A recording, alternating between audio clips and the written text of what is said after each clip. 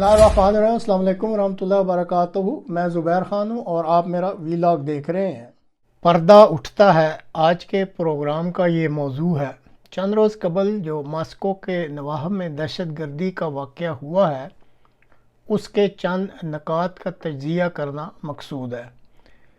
ये नुक्ता नज़र साहिबुर राय अफराद को ये समझने में मदद दे सकता है कि ये कार्रवाई क्यों की गई और कार्रवाई के दौरान और बाद के हालात और वाक़यात किस पोशीदा राज से पर्दा उठा रहे हैं। जहाँ तक कार्रवाई किए जाने का मकसद है तो साफ ज़ाहिर है कि इस वक्त रूस की पोजीशन दिन ब दिन मुस्तहकम हो रही है। यूक्रेन जंग की वजह से रूस पर अमेरिका और मगरबी ममालिक की तरफ से जो शदीद पाबंदियाँ लगाई गई थीं इनका रूस पर खातिर ख्वाह असर नहीं हुआ। कई अहम मामलात में चीन रूस के साथ खड़ा नज़र आता है। ग्लोबल जनूब जहां दुनिया के इंसानों की अक्सरियत आबाद है, इस इलाका में रूस का असर बढ़ रहा है। ब्रिक्स तंजीम में शमूलियत के लिए दिन ब दिन ममालिक सामने आ रहे हैं और अब इस तंजीम ने दुनिया भर में डॉलर की हुक्मरानी को भी चैलेंज करना शुरू कर दिया है। इन अमूर को मद्देनज़र रखते हुए रूस के लिए परेशानी के मौके पैदा करने के लिए ये कार्रवाई की गई है और यही इसका मकसद लगता है। इस कार्रवाई के नतीजा में 140 रूसी बाशिंदे बेगुनाह मारे गए और 180 के करीब ज़ख्मी हुए। सदर पुतिन जो अपनी अगली मुद्दत का इंतखाब अभी जीते हैं, इनके लिए यह वाक़या एक बड़े सदमा का मूजिब बना है और इसी वजह से उन्होंने इस कार्रवाई करने वालों की बेखुनी का इरादा कर लिया है। हमला के फ़ौरन बाद ISIS के जो कि एक दहशतगर्द तंजीम है उसकी तरफ से ऐलान हुआ कि उसने इस कार्रवाई की ज़िम्मेदारी कबूल की है। तहम इस ऐलान के करते वक्त एक ब्लंडर कर दिया गया कि ऐलान के साथ इस तंजीम का जो लोगो चलाया गया वो लोगो इस तंजीम ने चंद साल कबल छोड़ दिया था।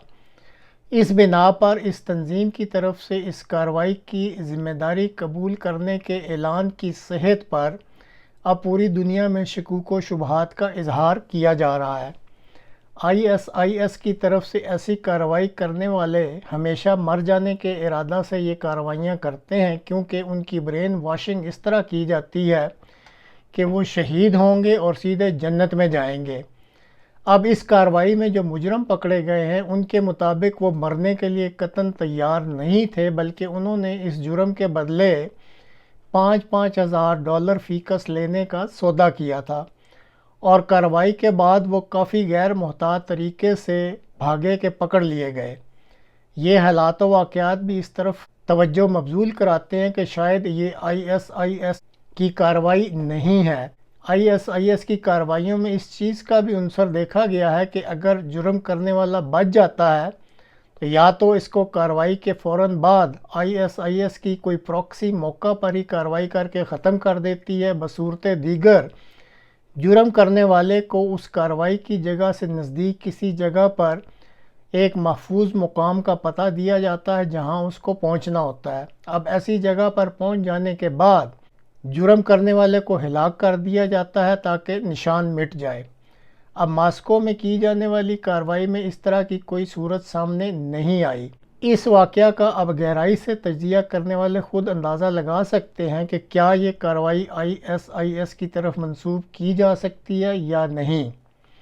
रूसी सदर का ये बयान कि दहशतगर्दी की कार्रवाई करने के बाद यूक्रेन की तरफ भागने वाले अफराद के लिए यूक्रेन वाली तरफ से बॉर्डर क्रॉसिंग के लिए पहले से खुफिया इंतज़ामात कर दिए गए थे। इसी तरह अमेरिका के जॉन कर्बी की तरफ से इस मामला में किसी किस्म के तावन से इनकार का मामला भी इस कार्रवाई के ज़िम्मेदारों का तयन करने के बारे में सोच की राहें खोलता है। आगे जैसे कहा जाता है, सोच अपनी अपनी, ख्याल अपना अपना।